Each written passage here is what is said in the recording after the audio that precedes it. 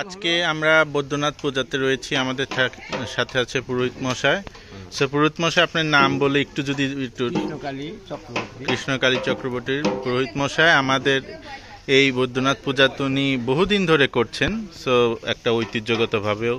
So চলুন আমরা শুনে নেই যে এই বৈদ্যনাথ পূজাতে কি কি হয়ে থাকে এবং এই পূজার মাহাত্ম্যটা কি।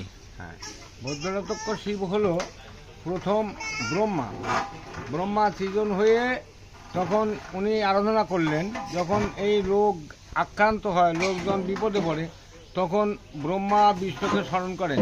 বিষ্ণু তখন চতুর্ভুজ রূপে এসে নারায়ণ রূপ ধারণ করে এই ব্রহ্মা ওনার নাভিপদ্মের থেকে ব্রহ্মাকে আবার নূতন করে সৃজন করেন।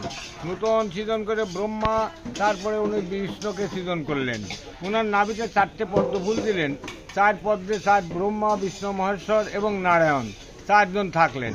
এর সার সংকলন হলো, সার কথাটা হলো সদ্য রক্ষেশ্বর, শেষংশ, সুরেশ্বর, মৈত্রী, বিষ্ণুরীতি, যাজ্ঞবল্ক, সংশিরা, শততপ, কাত্যায়নী, বৃহস্পতি, পরস্পর ব্যাস সংলিখিতা, দক্ষ, গৌতম, শততপ, বশিষ্ঠ, ধর্ম শাস্ত্রই প্রজয়কা, তদ্বিষ্ণু পরমং পদাং সদা পশ্যন্তি সূরয়, চক্ষুরাতম নমো নারায়ণ হরি, স্কন্দ অর্জুন শকুনি সকা, দুঃশাসন পুষ্প ফলে সম মৃত্যে মাল্যং কৃষ্ণ ব্রহ্মণাঞ্চ, হা কৃষ্ণ করুণা সিন্ধু দীনবন্ধু জগৎপতে, গোপেশ গোপিকাকান্ত রাধাকান্ত নমস্তে। বন্ধ করেন না।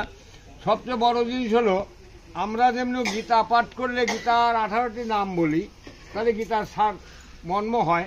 পূজা পার্বণ করলেই আমরা মুখে বলি যে যা কিছু করি সব গোবিন্দের চরণেই অর্পণ হয়। সেই গোবিন্দ হলো একমাত্র আদিরাদি ভগবান কৃষ্ণ।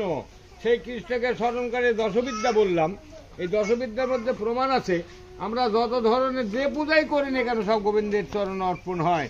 তাই লাস্টে প্রণাম দিল, হা কৃষ্ণ করুণা সিন্ধু দীনবন্ধু জগৎপতে, গোপেশ গোপিকাকান্ত রাধাকান্ত নমস্তুতে। ধন্যবাদ ঠাকুর মশাই, নমস্কার। জয় জয় জয় বাবা ভোলেনাথ।